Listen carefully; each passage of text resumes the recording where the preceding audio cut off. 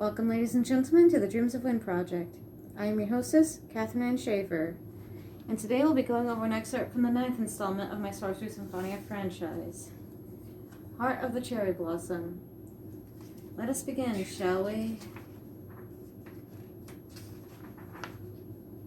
It had been maybe a week since Sakura disappeared. There was still no sign of her in school, and no one had picked up at her house.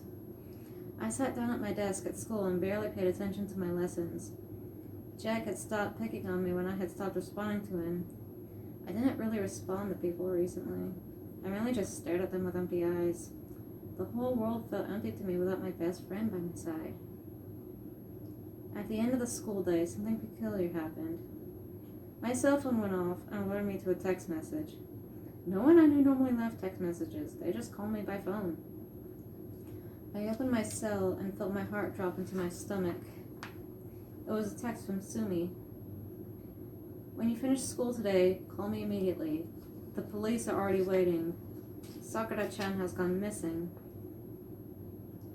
Sakura was missing. She was gone. She had disappeared. This was serious, especially if the police were involved. What if someone kidnapped her? What if she had been raped or killed? No, I can't be jumping to such conclusions just yet. I ran out of the building with Jack shouting after me in confusion. I ignored him and ran all the way home. My parents, Sumi, Sakura's mother, and 2 police officers were all waiting in front of my house. Tento-chan, you're back. One looked at me with a relieved yet tired expression. The detectives are already here and ready to talk with you. What's going on? I asked them. That's why we're here, the first police officer, a woman, answered me. Senshino Tento, your older sister may have already told you that Megumino Sakura's mother has asked us to search for her daughter. We got the report this morning. Sakura's son had gone up to her bedroom last night and she never came back down. When her mother went to check on her, the bedroom window was flung open and Sakura's son was nowhere to be found. Upon further investigation, neighbors claimed to have seen Sakura's son walking on the street that night towards the nearest station. But from there, we have nothing else to go on. At the moment, we don't know if she may have gotten involved in some incident, or if she disappeared on her own. In other words, if she just ran away from home or not.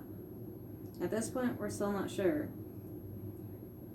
I still don't believe what the neighbors say, Mrs. Megumino shook her head. That's just not like her. I'm not so sure, I looked at her sternly. Megumino-san, what happened between you and Sakura-chan? Tento-chan, that was a bit uncalled for, wasn't it? Dad asked me with a frown. Mrs. Megumino looked shocked, but then she sighed and started to tremble. No, she's right. Something did happen between the 2 of us, Mrs. Megumino responded. Tento-chan, you know well of how it is my last husband left me for another woman.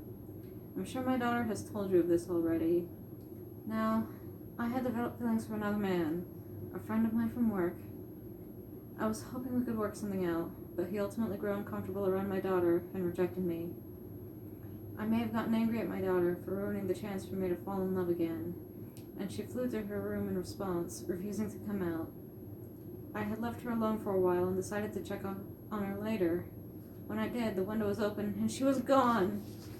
Mrs. Megumino began to cry. Why did I even deny she ran away from home just now? She wailed. It was my own sin that caused her to flee from me. She had always been by my side. She never abandoned me. Yet I turned to a man instead of trying to strengthen the bond with her. Mrs. Megumino collapsed to her knees and cried as the second police officer tried to comfort her and calm her. Come-in-asai, Megumino-san, I apologized. But I knew something had happened. The way Sakura-chan spoke of it all. Please, tell us. The first officer took out a notebook and a pen. I recalled to her the final moments with Sakura in school. I told her about the encounter with Jack, as well as how Sakura came to school that day not herself. After the police left, I quickly ran inside, shut myself in my room, and began to sob into the pillow. Kitsune watched me. I could feel his eyes burning a hole in my head. Well, Kitsune asked me, what happened? I told him everything through my sobs. I see, Kitsune clicked his tongue. Pity what happened to that one, for sure. Maybe you should go look for her. The Imperial Darkness may have had a hand in the disappearance. Maybe. I don't know, I spoke up. All I know is that Sakura-chan is alone somewhere. What if she's hurt? What if she's scared? What if she's crying? Just staying here crying like a baby isn't going to solve anything, you know. What do you expect me to do, Kitsune? Hey, don't snap at me. I don't appreciate being snapped at. Then leave me alone. Onagai. I'm commend for snapping at you, Kitsune. This probably isn't your fault. Just leave me alone. Alright, I'll go see if there's anything in the kitchen to eat. As Kitsune strolled out of my room, I cried into the pillow until I just couldn't anymore. With my dry eyes and a sense of tiredness, I drifted off to sleep. And that was Heart of the Cherry Blossom.